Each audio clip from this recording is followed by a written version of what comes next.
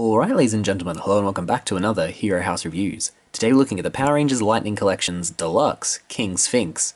So yep, this line is finally up to the Deluxe stage, which is what they've been doing with their Marvel Legends, where the figures are a bit bigger, and, well, in Pumpkin Wrapper's case, they come with a few more accessories. King Sphinx, not so much. I think the Deluxe aspect of him comes from the size. I mean, he comes with the wings and an energy effect and the staff and extra hands, but nothing more than the usual release. It is basically just his size. The sculpt is very nice, but is it enough to warrant the extra price? Guess that's up to you.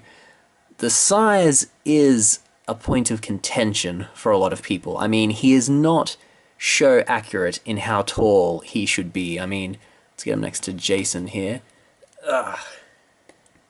King Sphinx is only mildly taller than the Red Ranger in the actual show, so they're not to scale. In fact, King Sphinx is way bigger. I've got his legs spread there. As you can see, he absolutely dwarfs the Rangers. For a lot of people, that's a sticking point they can't get over, and that's fair. Scale is important. For me, when I think back to the monsters, in my head, they do always dwarf the Rangers. They might not be true factually, but when you're a kid, you don't picture them being of a height. The height of the actor in the suit doesn't matter. So for me, these figures being taller doesn't matter. It does mean that King Sphinx doesn't scale with Goldar, and I understand a lot of people being annoyed with that, because obviously them being sort of an iconic pair that Jason fought, yeah, you'd want them to match up. But let's consider Zed. So get Zed in here. He's still taller than Zed, but if Zed was being in scale, he should be shorter than Jason, basically. So the actor who played Zed, or at least the person in the suit, I don't know who did the voice, they have done Zed as being taller than the Rangers. He's one of the taller Lightning figures, because it suits the character of Zed to be very tall. He himself was not actually huge when you saw him standing near any of the Rangers. They've just done that because it suits the character. So for me, I apply that to the monsters as well. Them being taller suits, but I can understand why a lot of people would take issue with that. So it's basically what you prefer, but be aware their scale is an issue. So, yeah. Alright, moving on. We'll get to things that are a bit less forgivable about King Sphinx is the paint isn't terrible. It's just not present in parts where it should be. So the face looks better than it did in the promo things when you have it in hand, but he still has no paint in the mouth or teeth, and his nose does not have the black on it that it should. He's got a wash, a blue wash I think, and shadowing in his muscles that really show off the sculpt of the figure, so it does look good on a shelf, but it's also missing paint in places where it should, and where there's no real justification for it not being there other than laziness and them cheaping out, which is annoying because it's a deluxe figure, so they shouldn't be cheaping out. Articulation-wise, he's got a bicep swivel, double-jointed elbows, all which work very well, so you can get more than a 90 bend in the arm, well, elbow, and you can get full rotation from the bicep swivel. Yep, full rotation. He's got a wrist swivel. He doesn't have a butterfly joint. He can only go up yay much because of the shoulder pauldrons. His diaphragm joint is good. He's got a bendu joint at the waist, also good. And can rock back a fair bit as well, and that's sculpted and still painted, so very nice, pleased with that. Head is limited by the headdress.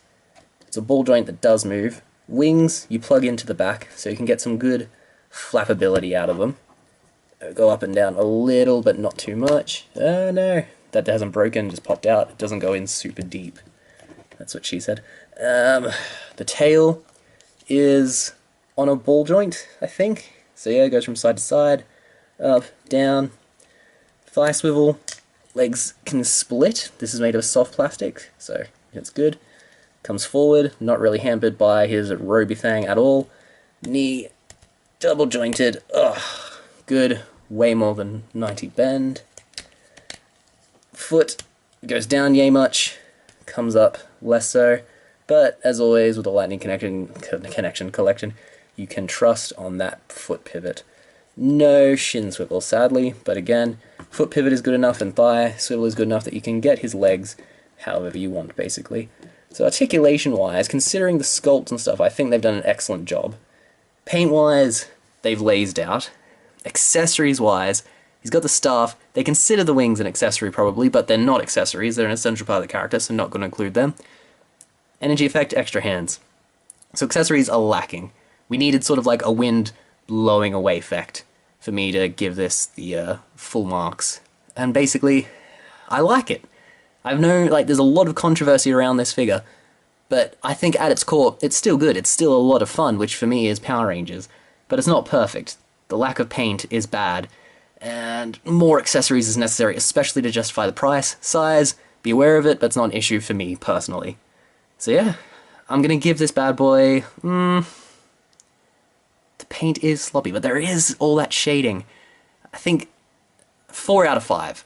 Not perfect, not one of the strongest releases of the wave, not gonna blow you away, pun intended, but yeah, still really solid and really fun. I enjoy this, and I look forward to posing it and using it in a stop motion. 4 out of 5. If you want the character, pick it up. You know, the scale and everything, it's forgivable. It is a solid release. 4 out of 5. Let's dive in the pic.